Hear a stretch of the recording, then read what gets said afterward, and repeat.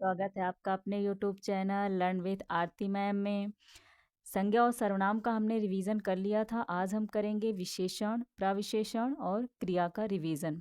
ठीक है, चलिए स्टार्ट करते हैं आज का वीडियो।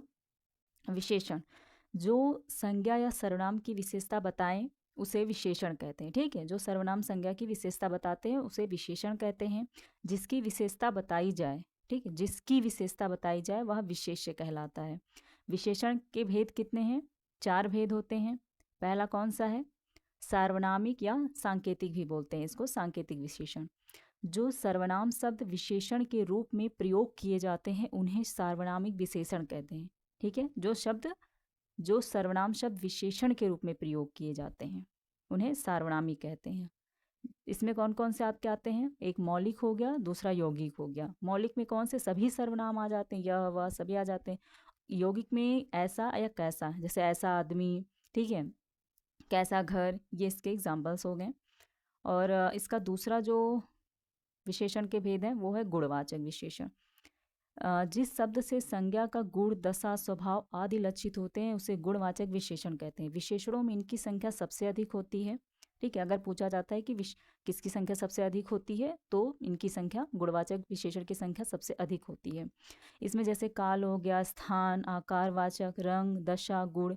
काल में आपका कौन कौन से आ जाता है? जैसे नया, पुराना, ताजा या प्राचीन, भविष्य। ठीक है, ये आपके आ जाते हैं। स्थान में जैसे बाहर, भीतर, ऊपरी, सतह, ये आपके स्थान में आ जाते हैं। आकार में गोल, चौकोर, समान, पीला, ये सब आपके इसमें आ जाते हैं। ठीक है, आकार में, रंग में आपका आ जाएगा लाल, पीला, नीला, हरा, आपके सारे कलर आ जाएंगे। दशा में, इसमें दशा का कौन सा? इसमें जैसे दुबला, पतला, ये आ जाता है आपका। और गुण में भला, बुरा, झूठा, सच्चा, आपका ये गुण इसमें आ जाते हैं। ठीक है, गुणवाचक विशेषण के अंतर्गत। और संख्यावाचक विशेषण में जो विशेषण शब्द किसी संज्ञा या सर्वनाम शब्द की संख्या का बोध कराते हो, ठीक है, तो उसे संख्यावाचक विशेषण कहते हैं।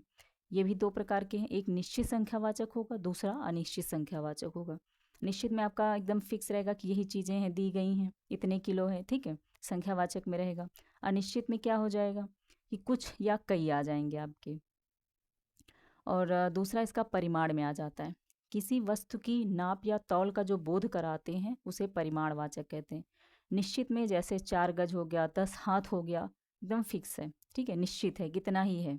और अनिश्चित में थोड़ा, कुछ, इसके परिमाण में, नाप तौल में थोड़ा सामान, थोड़ा चीनी, ठीक है, तो ये आपके नाप तौल में आ जाते हैं।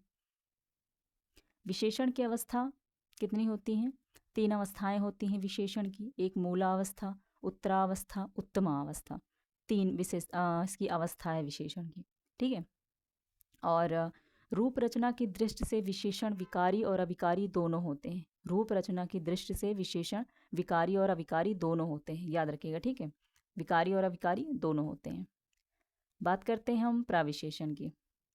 जो शब्द विशेषण की विशेषता बताए, ठीक है, जो शब्द विशेषण की विशेषता बतलाते हैं उन्हें प्राविशेषण कहते हैं।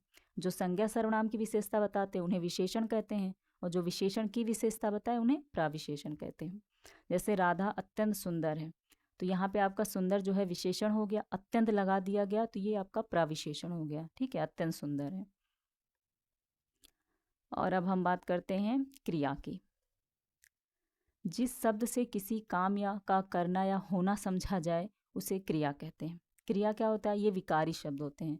विशेषण आपका विकारी और अविकारी दोनों था, लेकिन क्रिया आपका विकारी है, जिसे लिंग, वचन और पुरुष के अनुसार बदलते रहते हैं। क्रिया का जो मूल रूप होता है वो धातु है। ठीक है, मूल धातु है। क्रिया के भेद रचना या कर्म के आधार पर कौन कौन से होते हैं आपके? सकर्मक क्रिया और अकर्मक क्रिया। सकर्मक क्रिया कौन सा होता है? सकर्मक जिसमें कर्म होता है। ठीक है, आपका पढ़ना, लिखना, देखना, ये इसके अंतर्गत आते हैं, आपके सकर्मक के अंतर्गत आते हैं। ठीक है, और अकर्मक क्रिया में जिसमें कर्म नहीं होता है, इसके अंतर्गत कौन से आते हैं? जैसे हंसना हो गया, रोना हो गया, कर्म का प्रभाव इस पर नहीं पड़ता है। ठीक है, क्रिया का प्रभाव ना पड़े तो आपका अकर्मक हो जाता है। उत्पत्ति या अर्थ के आधार पर आपके 6 होते हैं। ठीक है, उत्पत्ति या अर्थ के आधार पर 6 होते हैं। पूर्वकालिक क्रिया सबसे पहले, जब कर्ता एक क्रिया को समाप्त करके दूसरी क्रिया को प्रारंभ कर देता है तो पहली क्रिया को पूर्वकालिक क्रिया कहते हैं। जैसे रमेश भोजन करके स्कूल गया, पहले उसने भोजन किया उसके बाद वो स्कूल गया, ठीक है। तो पहली जो हो गई रमेश भोजन करता है, तो ये आपका पूर्वकालिक क्रिया हो गई। दूसरा है आपका सहायक क्रिया। सहायक क्रियाएं मुख्य क्रिया के रूप में के अर्थ को स्पष्ट और पूरा करने में सहायक होती हैं, ठीक है। क्रिया के मुख्य रूप के अर्थ को स्पष्ट और पूरा करने में सहायक होती हैं। जैसे रहीम पुस्तक पढ़ता है आपका ये पूरा भी कर रहा है, ठीक है, वाक्य को। प्रेरणार्थक क्रिया कौन सी होती है आपकी? जब कर्ता किसी कार्य को स्वयं न करके किसी दूसरे से करवाता है तो उसे प्रेरणार्थक क्रिया कहते हैं। प्रेरणार्थक क्रिया में आपका जैसे जब कर्ता स्वयं नहीं करता है तो कटवाना किसी और से, पढ़वाता है, ठीक है, आपका ये प्रेरणार्थक क्रिया के अंतर्गत आ जाता है। नाम धातु क्रिया कौन सी होती है? जो क्रिया संज्ञा या विशेषण शब्दों से मिलकर बनती है उसे नाम धातु क्रिया कहते हैं। जो संज्ञा और विशेषण शब्दों से मिलकर बनती है, जैसे मीरा मोहन से बतियाती है, बतियाती आपका क्या हो जाता है? ये नाम धातु होता है। पांचवें की हम बात करते हैं संयुक्त क्रिया।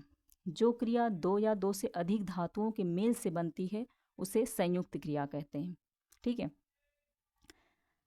अर्थ के अनुसार संयुक्त क्रियाओं के मुख्य 11 भेद होते हैं।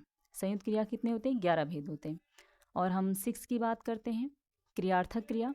जब क्रिया संज्ञा की तरह व्यवहार में आए तब वह क्रियार्थक संज्ञा कहलाती है, ठीक है। जब क्रिया जो है वो संज्ञा की तरह प्रयोग व्यवहार में आए, जैसे पढ़ना सफलता के लिए आवश्यक है, यहाँ पर आपका संज्ञा के रूप में आया पढ़ना, पढ़ना आपका क्रिया है, ये संज्ञा के स्थान पे आया, ठीक है। तो पढ़ना सफलता के लिए आवश्यक है, ये आपका क्रियार्थक क्रिया हो गया।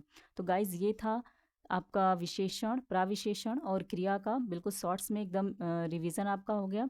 इसको अच्छे से देख लीजिएगा, ठीक है। Okay guys, thank you.